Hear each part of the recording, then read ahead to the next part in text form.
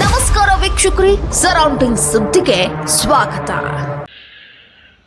Vishnu sir ಸಮಾಧಿ ಒಟ್ಟಿಗೆ ಏನ್ ನಡೀತು ನಡಿಬಾರ್ದಿತ್ತು ಅನ್ನೋದಕ್ಕಿಂತ ಹೆಚ್ಚಾಗಿ ಒಂದೊಂದು ಅರ್ಥ ಬಹಳ ಚೆನ್ನಾಗಿ ಮಾಡ್ಕೋಬೋದಿಲ್ಲ. ಏನಂದ್ರೆ ಒಬ್ಬೊಬ್ಬರಿಗೆ ಒಂದೊಂದಿಲ್ಲ. ನಮ್ದೇ ರಾಜ್ಯ, ನಮ್ದೇ ಊರು, ನಮ್ದೇ ಕಲಾವಿದರು. ಸೊ ಹೀಗಿರ್ಬೇಕಾದ್ರೆ ನಾನೆಲ್ಲ ಅಭಿಮಾನಿಗಳಲ್ಲಿ ಕೇಳ್ಕೊಳ್ಳೋದು ಒಂದೇನೆ, ಇನ್ನು ನಾವು ಓಡಾಡಿದ್ದಾಯ್ತು, ನೀವುಗಳು ಓಡಾಡಿದ್ದಾಯ್ತು, ಎಲ್ಲರಲ್ಲೂ ಮನವಿ ಮಾಡ್ಕೊಂಡಿದ್ದಾಯ್ತು, ದಯವಿಟ್ಟು ಇದನ್ನ ಮಾಡ್ಕೊಡಿ, ಸ್ವಲ್ಪ ನೋಡಿ. ಯಾಕಂದ್ರೆ ಒಂದು ಅಳಿಲ್ ಶಕ್ತಿ ಬೇಕಾಗಿತ್ತು ಇದನ್ನ, ಈ ಸಮಾಧಿನ ಉಳಿಸ್ಕೊಳ್ಳೋದಕ್ಕೆ. ಯಾರಿಗೆ ಅಧಿಕಾರದಲ್ಲಿದ್ದು ಯಾರಿಗೆ ಆ ಶಕ್ತಿ ಇತ್ತು ಅವ್ರ ಬಗ್ಗೆ ಹೇಳ್ತಾ ಇದ್ದೀನಿ.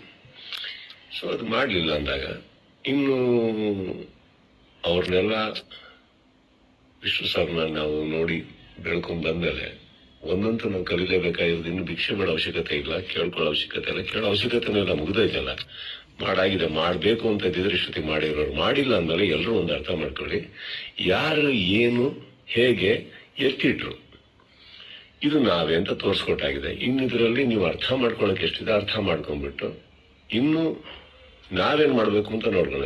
ಈಗ ಮೊನ್ನೆ ನಾವು ವೀರಕಪುತ್ರ ಶ್ರೀನಿವಾಸ ಅವ್ರ ತರ ಮಾತಾಡ್ತಾ ಇದ್ದೆ. ಅವರು ಒಂದಿಷ್ಟು ಯೋಜನೆಗಳು ಹಾಕೊಂಡಿದ್ದಾರೆ, ಆದಷ್ಟು ದೊಡ್ಡ ಒಂದು ಪ್ರತಿಮೆ ಕಟ್ಟಬೇಕು ಅಂತ ಇದ್ದಾರೆ.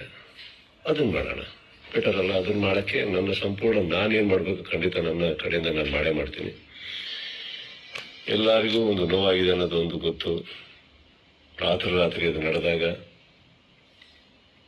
ಹೇಳಿತನವೂ ಹೌದು, ಮಾಡಿದವ್ರದ್ದು ಬಿಡಿ. ಅಂಡ್ ನೋವಾಗತ್ತೆ, ಬಿಟ್ಟಾಕಿ, ಈಗೇನು ಪ್ರಾಬ್ಲಮ್ ಇಲ್ಲ.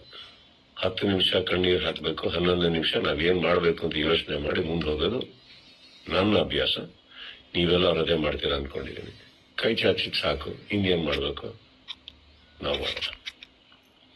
ಜೈ ವಿಷ್ಣು ಸರ್.